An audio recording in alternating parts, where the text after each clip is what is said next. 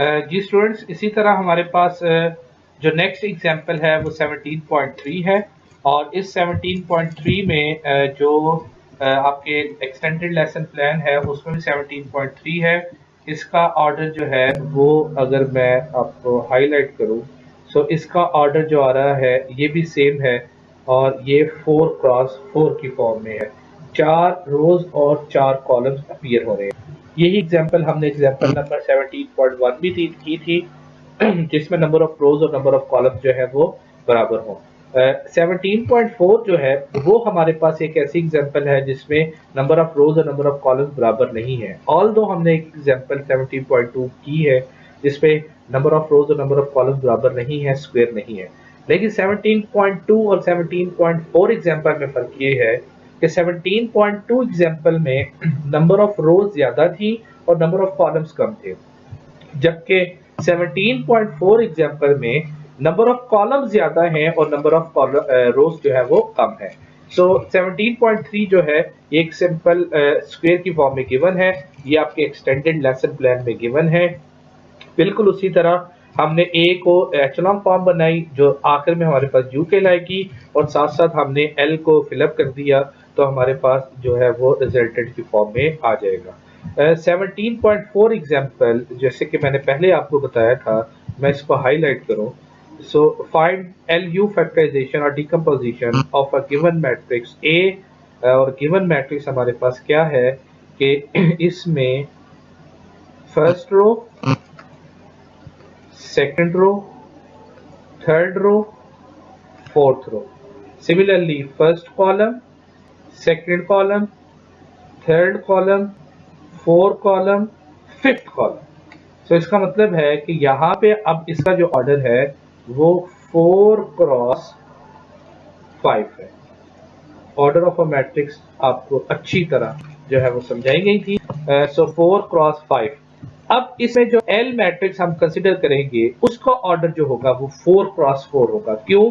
हमने पहले कहा जो नंबर ऑफ रोज होंगी उसके मुताबिक हमने एल को स्क्वायर फॉर्म के अंदर कंसिडर करना है। सो इसलिए ये हमारे पास ये सॉल्यूशन की फॉर्म में फर्दर इसको भी हाईलाइट किया जाए तो ये एल मैट्रिक्स को हमने सपोज किया, कंसिडर किया R1, R2, R3, R4, C1, C2, C3, C4। इसका मतलब ये हुआ कि एल का ऑर्डर क्या आ रहा है? 4x4। एल का ऑर्डर क्या आएगा? 4x4 आएगा। सो यही मैंने आपको बताया था कि नंबर ऑफ रोज के लिहाज से हम स्क्वायर एल को जो है वो कंसिडर करेंगे। सो इस मैट्रिक्स को सॉल्व करते हैं तो हमें डायगोनल के नीचे सारे के सारे जीरो चाहिए। अब इस केस में ये जो एरो मैं ड्रॉ कर रहा हूं ये सारा हमारे पास डायगोनल आ रहा है, ठीक है जी।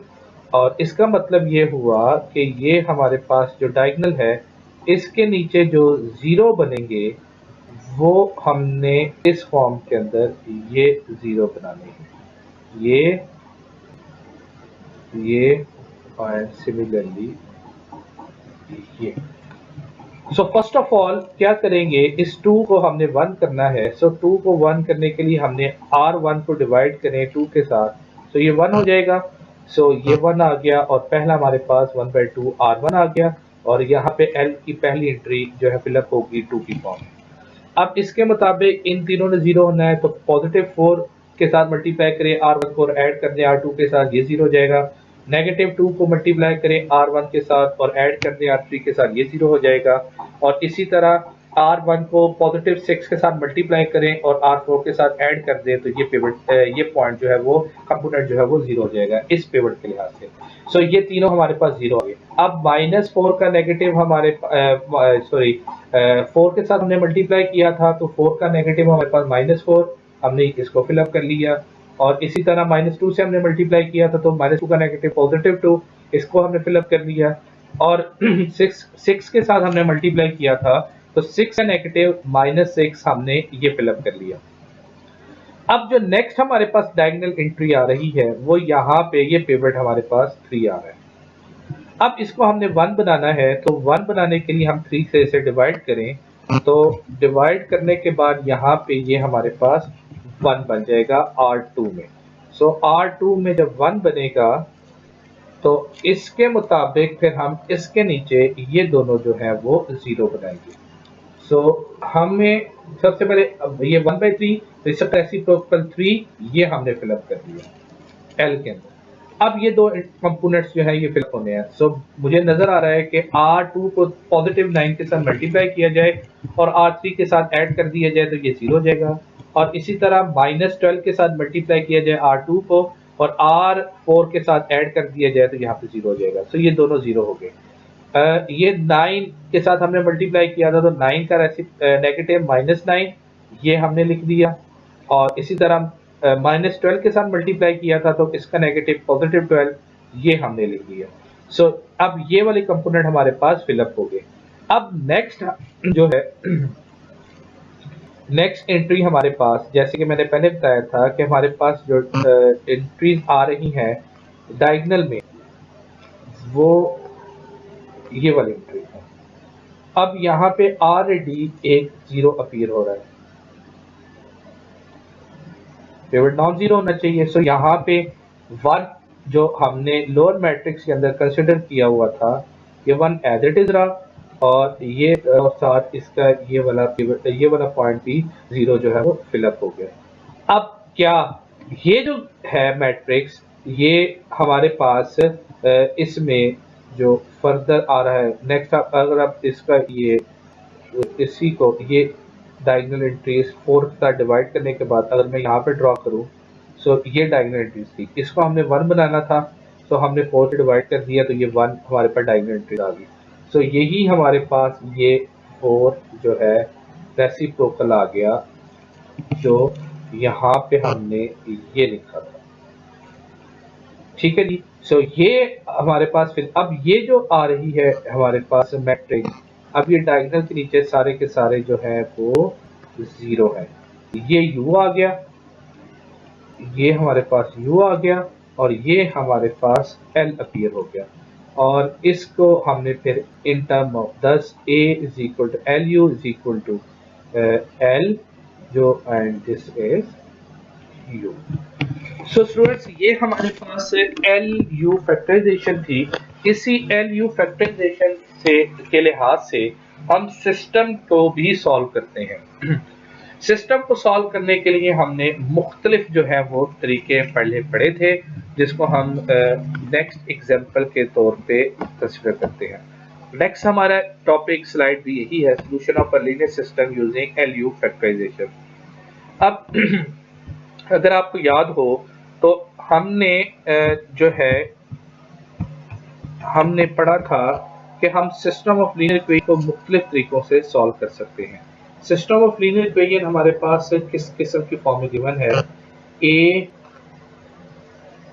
X is equal to B, where x is a coefficient matrix, x a is a coefficient matrix, x is a variable matrix, and b is a constant column और इक्वालिटी।